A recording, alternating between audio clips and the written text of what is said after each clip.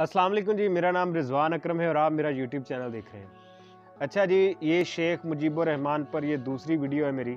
और शेख मुजीबुर रहमान पर जो मेरी पहली वीडियो थी वो पाकिस्तान की मूवमेंट और उसके बाद जो स्ट्रगल शेख मुजीबुर रहमान ने की पाकिस्तान बनाने के लिए कायदे आज़म के साथ, चाहे वो कोलकाता का एहतजाज हो, चाहे वो फातिमा जिन्ना का एक सदारती इंतखाब हो, हर मौके पर शेख मुजीबुर रहमान ने इस बात को साबित करने की कोशिश की कि वो पाकिस्तान के साथ रहना चाहते हैं। लेकिन उसके बावजूद भी पाकिस्तान टूटा और शेख मुजीबुर रहमान को पाकिस्तान में गिरफ़्तार किया गया और उसके एक साल बाद सन 1972 को वो उनको लंदन भेजा गया। लंदन से फिर वो इंडिया आए और इंडिया से फिर वो बांग्लादेश पहुँचे।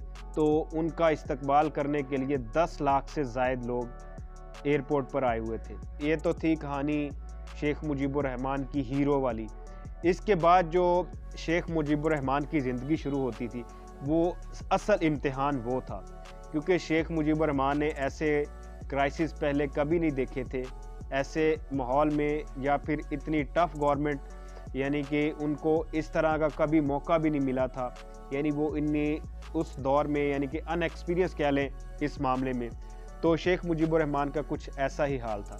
और शेख मुजीबुर रहमान जब अपने मुल्क का सबसे पहले सदर बने और हुक्मरान बने, तो हमारे जो स्पेशली हमारे नहीं, अगर पूरी दुनिया में देखा जाए, अगर एक लीडर पॉपुलर होता है तो उसके बाद उसकी सोच जो होती है वो एक डिक्टेटरशिप जैसी हो जाती है। तो शेख मुजीबुर रहमान की जो सोच थी वो भी एक डिक्टेटरशिप जैसी होगी कि वो ऐसे ही समझना शुरू हो गए कि मैं ही मैं हूँ और कोई भी नहीं है। यानी कि उन्होंने अपने खुसूसी दोस्तों को बड़े बड़े ओहदों पर नवाजा, अपने रिश्तेदारों को और अपने कोई करीबी लोगों को, खुशामदी लोगों को, एक पूरा ग्रुप, एक जत्था बना दिया उन्होंने अपने साथ हुकूमत में। तो वो लोग जिनके क्रिमिनल रिकॉर्ड भी थे और वो क्रिमिनल एक्टिविटीज़ में मुलव्वस भी पाए जाते थे, उन लोगों को बड़े बड़े ओहदे दिए गए। और एक उसके बाद जो एक सबसे, अगर आप कह लें इसे बुरा फ़ैसला था या अच्छा फ़ैसला था, ये आप पर इन्हिसार है। मुजीबुर रहमान को एक बात भी पता थी कि ये जो फ़ौज है, ये फ़ौज भी कभी ना कभी तो बगावत करेगी। ये शेख मुजीबुर रहमान के ये जहन में ये बात थी। शेख मुजीबुर रहमान ये बहुत बड़ी अच्छी तरह जानते थे कि सारी पावर मेरे पास है, लेकिन इसके बावजूद भी फ़ौज ऐसा कर सकती है कि मेरी हुकूमत का तख्ता उलटने का, क्योंकि पावर है, पावर बड़ी ऐसी, आप कह सकते हैं कि पावर हासिल करने के लिए कोई भी कुछ भी कर सकता है। पाकिस्तान में 4-5 मरतबा मार्शल लॉ लग सकता है, तो उधर क्यों नहीं। वो उन लोगों में भी ऐसी खसूसियात हैं कि पावर के भूखे लोग होते हैं, वो सब पावर के तो हर बंदा ही भूखा है। तो शेख मुजीबुर रहमान को एक आइडिया तो था कि अगर मैं ये सब करूं तो फ़ौज भी हरकत में आएगी। और उसके बाद शेख मुजीबुर रहमान ने एक ऐसी फ़ोर्स बनाई जिसे बंसाल कहते हैं, और उस फोर्स का काम था कि शेख मुजीबुर रहमान के करीब करीब रहना और उनको प्रोटेक्ट करना, और उनके जो साथ हैं लोगों, उनकी जो ऐसे काम हैं उनको भी प्रोटेक्ट करना, उनको तहफ़्फ़ुज़ देना। जैसे कि शेख मुजीबुर रहमान के करीबी लोग जो इंतहा के करप्ट लोग थे, जब पाकिस्तान टूटा, तो एक सर्वे के मुताबिक, मैं आपको एक चीज़ ही बताऊं, जैसे उनके लोगों में ज़्यादातर चावल लोग खाते हैं, तो एक सर्वे की रिपोर्ट है उसके मुताबिक कि जब मुत्तहदा पाकिस्तान था तब चावल 1 किलो 1 टका फ़ी किलो के हिसाब से बिकता था।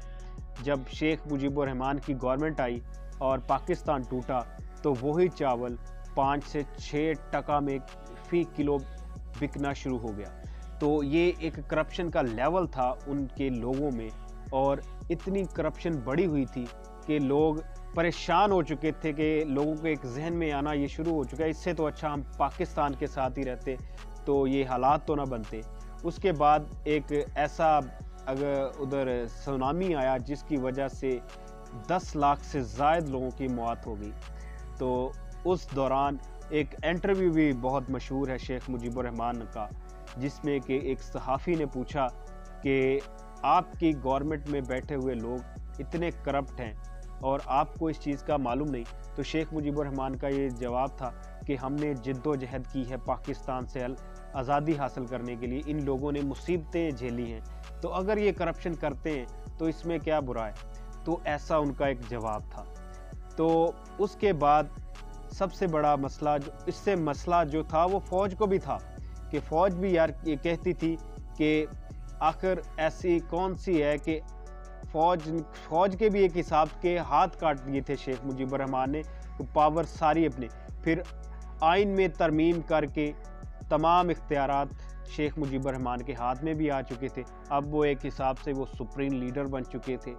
तो उसके बावजूद भी करप्शन भी कम नहीं हुई, लूटमार भी कम नहीं हुई, और बैठे हुए उनकी कैबिनेट में वज़रा वो भी इंतहा के नालायक और करप्ट तरीन, और उनके लोग जो अगर कोई उनसे शिकायत करता था शेख मुजीबुर रहमान से कि ये लोग ऐसे हैं, करप्ट हैं, या फिर ये ज़्यादती करते हैं अवाम से, तो शेख साहब चुपचाप बैठते थे और उनका यही जवाब था कि ठीक हो जाएगा।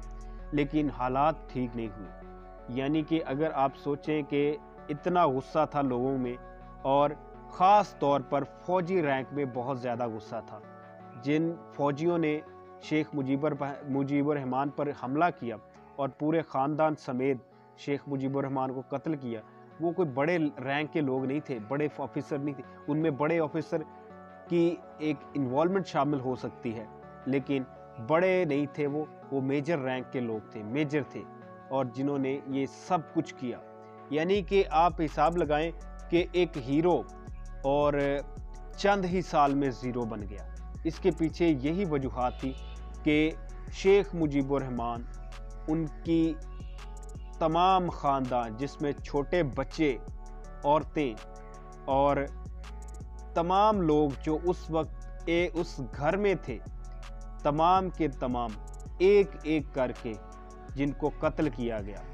और जिस मेजर ने शेख मुजीबुर रहमान को गोली मारने से पहले कहा कि सर सीढ़ियों से नीचे आए, उससे भी शेख मुजीबुर रहमान का जो मुकालमा था वो यही था कि गाली देकर उसको कहा कि मुझे तो आज तक पाकिस्तानी फोर्स नहीं मार सकी, तो तुम क्या चीज़ हो।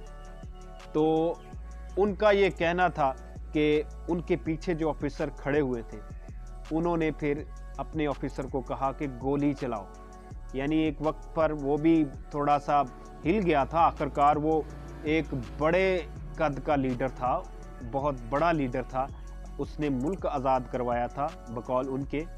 तो वो एक दिल में उसकी कशमकश तो थी कि यार ये मैं क्या करने लगा हूँ, लेकिन जो पीछे खड़ा था उनका ऑफिसर, उन्होंने कहा कि तुम फायर करो। तो ये कहना था, और शेख मुजीबुर रहमान उसके सामने डट के खड़े हुए थे कि ये कौन सा मुझे गोली मार सकता था। तो 18 से ज़्यादा, यानी कि उन्होंने अपनी पूरी गन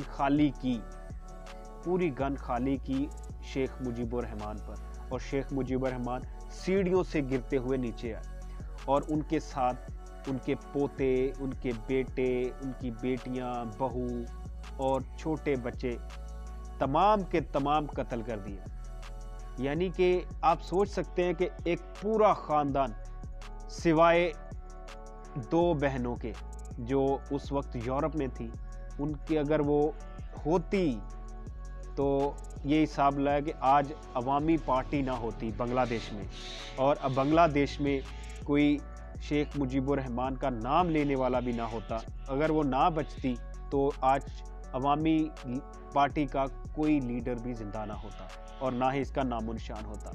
इसमें जो बड़ी बड़ी इन्वॉल्वमेंट थी वो फ़ौज की तो थी ही थी, और उसके साथ जो दूसरी बड़ी इन्वॉल्वमेंट थी वो कुछ आम सियासी पार्टियों की भी थी अंदर ही अंदर, जिनमें आम पार्टी जो थी, जो शेख मुजीबुर रहमान के एक फ़ैसले पर बड़ी नाराज़ थी, जो फ़ैसला जिन्होंने एक पार्टी बनाने का, पूरे बांग्लादेश में एक ही पार्टी, बक्सास पार्टी बनाने का जिन्होंने फ़ैसला किया, इससे बहुत बड़े लीडर उस वक्त के जो बांग्लादेश में थे वो नाराज़ थे कि एक ही पार्टी एक ही पार्टी का तस्वर कैसे किया जा सकता है। जमहूरियत तो वही है कि सब आपस में मिलकर चलें, और जमहूरियत यही है कि लोग जिसे चुने।